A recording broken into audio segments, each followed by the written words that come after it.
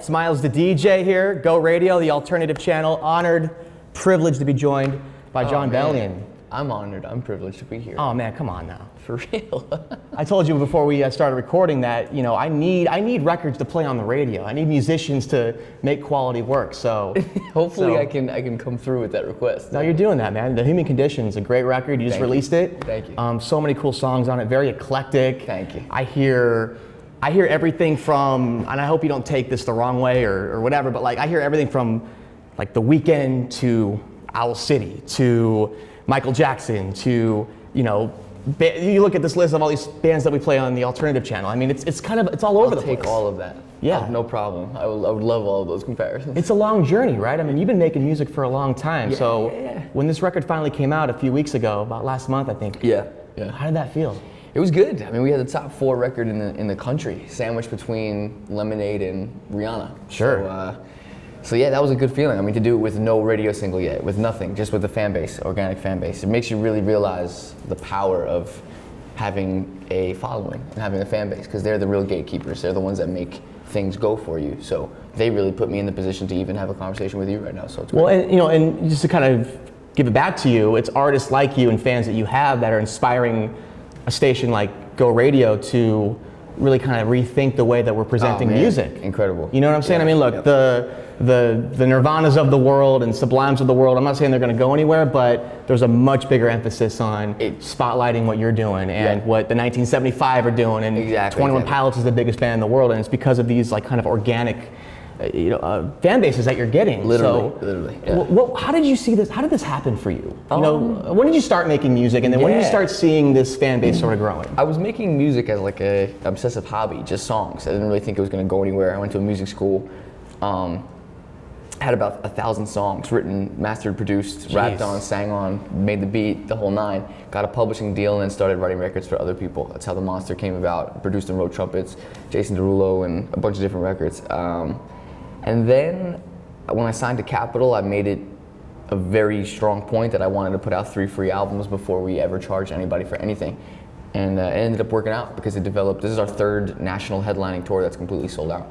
And some people haven't even still heard my name yet. So it's cool to be able to come to radio with less of a, please play my record and make me successful. It's almost as if you're already there. Yeah, if this works, that'll be just a cherry on the cake or cherry on the ice cream or whatever you want to call it. So it'll be good. You mentioned Monster, you mentioned Rihanna earlier. I know you talk about it a lot, but that's sort of probably the biggest song you're known for currently, a record that you wrote. How did that come to be, and what did it feel like when you started hearing that song on the radio and getting those checks in the mail? I mean, I was gonna say that's probably was the dopest thing, because then I used a lot of that money to shoot videos and to move the artist career forward. Sure. Yeah, it was a great stepping stone. It was a great feeling. I got off a plane and got into a taxi cab without knowing, turned my phone on after the flight in the cab, had 150 text messages, and then it was playing on the radio the second I got in the cab. So it was the first time I heard it. So it was a cool experience. It was a good step forward. Sure. A lot of people say, oh, once you write a record like that, that's the be all end all of it all. But I felt like it was just a nice step in the door. But you're doing a little bit of everything. You can write a song like that. You got acoustic versions of your records on YouTube out there. Like I said, the album's very eclectic. So what's your approach when you're making a record? I mean, is there one like sort of sonic sound that you're thinking about to kind of describe your brand or your music, or are you just kind of all over the place? I mean, this was more of the concept for this album was very Dilla meets Disney. It's very round colors, very bright sounds, very alternate universe. It's not very gritty and in your face and this somber record. It's very like put you in a headspace of Pixar, but the beats and the kick and snare conversation is so dope and the rhythms are so awesome that it kind of juxtaposes this light, fluffy, airy, colorful palette with this really gritty backbone of hip hop, and that's kind of how I was raised musically. So I think that's why the album came out so eclectic, like you said. Yeah. The photo that I use on Twitter is of me at Amoeba in Hollywood, holding up donuts from Jay Dilla. Yeah, my man. Obsessed with that dude, man. He's dearly missed. But I discovered Dilla from records by Common and The Roots and Erykah Badu. What was it about his production and describe? Because I've heard you say that before, like the Jay Dilla and Pixar kind of morphing together. Kind of break that down a little bit more for me. It just hasn't been done yet, and I think it was an MTV interview that I did probably a year and a half, 2 years back with a guy named Rob Markman, who's a homie, and he was like, yo, it's kind of Dilla and Disney, Dilla meets Pixar. I was like, that's such a crazy thing. I never thought of it that way. And I'm a huge Dilla head. When I was in college, my DJ guy on tour right now, his name's Mylon, he introduced me to that whole world, the After Ones, the Flying Lotuses,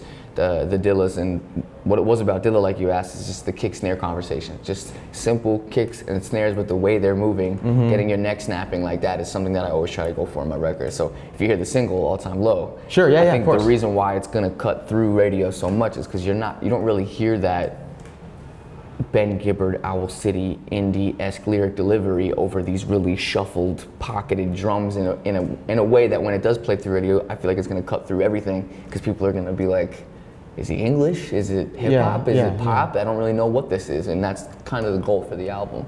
So you were conscious of that. Like, were you looking at the landscape and saying, you know, in 2016 or whenever you wrote this record, it seems like everything's been done. So are you trying to approach it differently, or is it just what's organically coming out? I mean, it's a little bit of both. I've always wanted to be different, but I feel like just from my upbringing, I have a lyric on my 2 albums ago, and Wu-Tang raised me, but Death Cab changed me.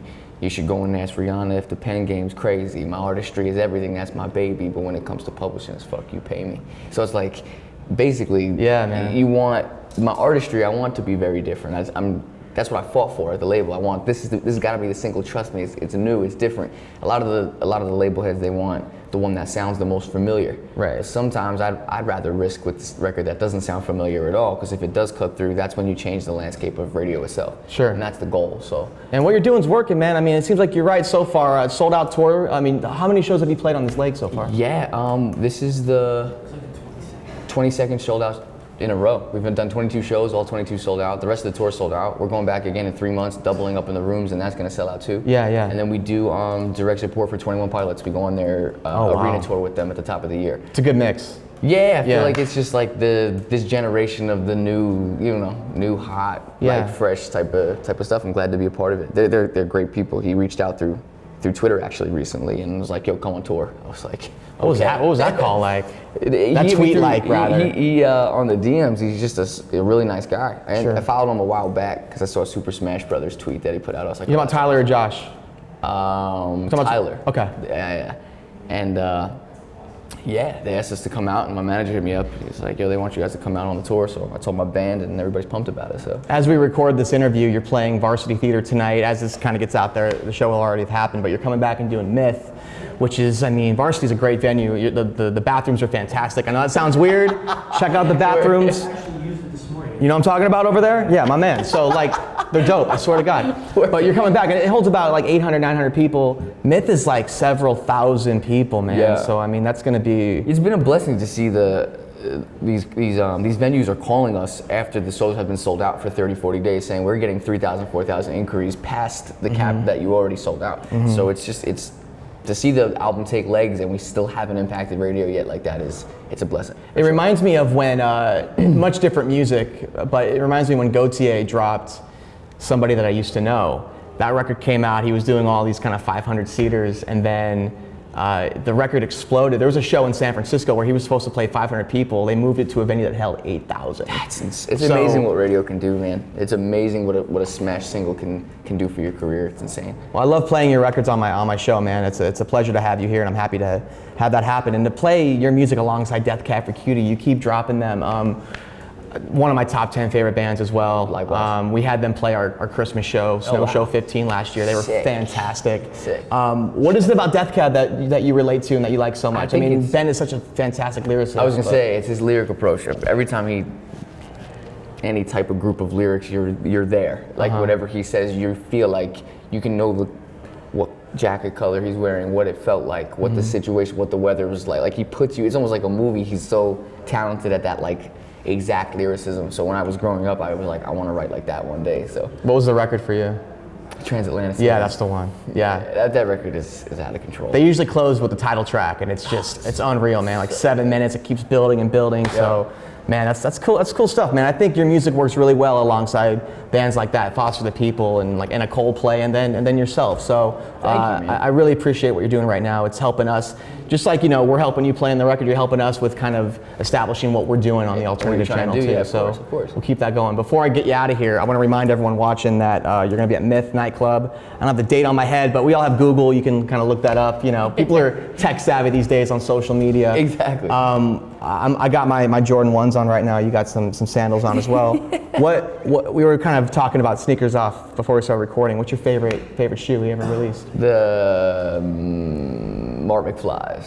Oh yeah, man. Shoe. They're like my goal shoe. I might cop a pair. I did have a pair, and then I took them back because I felt bad of how expensive they were.